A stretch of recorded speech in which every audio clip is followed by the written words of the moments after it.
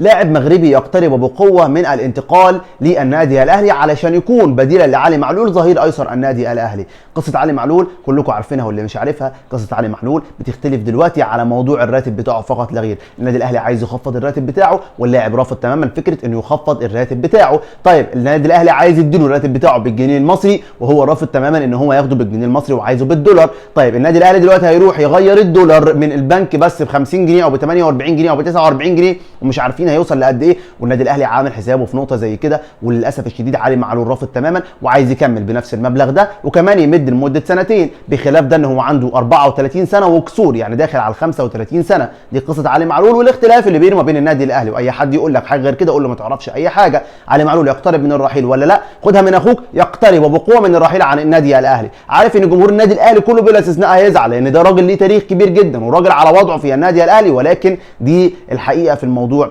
كله. باختصار شديد جدا مين بديل علي معلول؟ اقول لك يحيى عطيه الله. اللاعب ده بيلعب في سوتشي الروسي، اللاعب ده في الموسم ده لعب 26 مباراه، ساهم في 7 اهداف، سجل 4 اهداف وصنع 3. لاعب مميز جدا، بيلعب ظهير ايسر، لاعب مغربي، لاعب عايز اقول لك اقرب حد علشان يكون بديلا لعلي معلول في النادي الاهلي.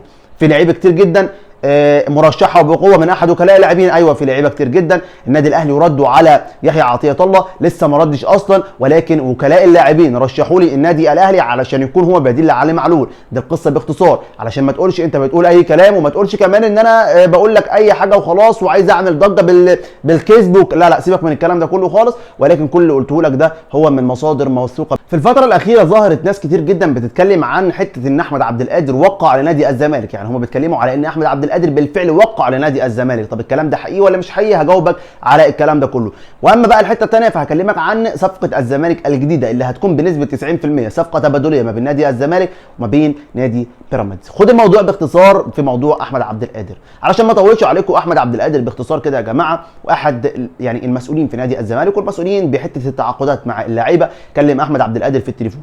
يا حاج احمد، ايه يا عم الحاج؟ طب يا عم احنا عايزينك معانا في الفريق بالبلدي كده علشان نكون واقعيين مع بعض. قال له والله انا مش هسيب النادي الاهلي، النادي الاهلي انا مكمل فيه وطبعا ما عنديش اي رغبه ان انا انتقل لاي نادي تاني. طب يا عم لو النادي الاهلي سابك او فكر ان هو يبيعك، قال له لو سابني او فكر ان هو يبيعني انا ما عنديش مشكله وموافق جدا ان انا اروح لنادي الزمالك، ما عنديش اي مشكله. ولكن في عروض تانية، انا فعلا الناس كلمتني على عروض تانية سعوديه، وبالفعل احمد عبد القادر جات له عروض سعوديه والنادي الاهلي رفض العروض السعوديه دي وكانت على سبيل الاعاره بنيه البيع.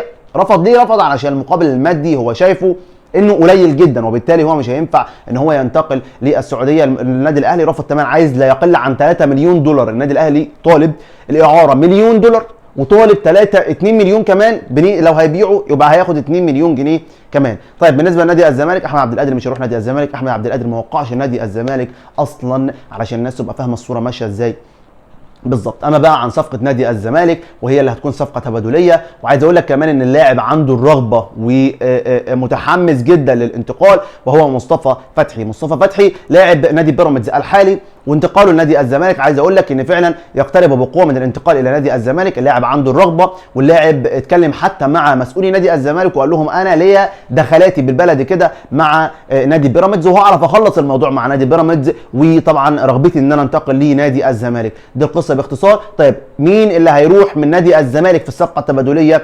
نادي الزمالك قال له تعالى بالبلدي كده اختار، يعني حط له كده اوبشنز لاكتر من لاعب وقال له اختار منهم دول مقابل مصطفى فتحي اي لاعب فيهم. دي القصه باختصار. وهل الكلام ده هيتم ولا مش هيتم؟ ما اقدرش ادي لك الحاجه الخلاصه، ولكن ده الكلام اللي حاصل في الوقت الحالي.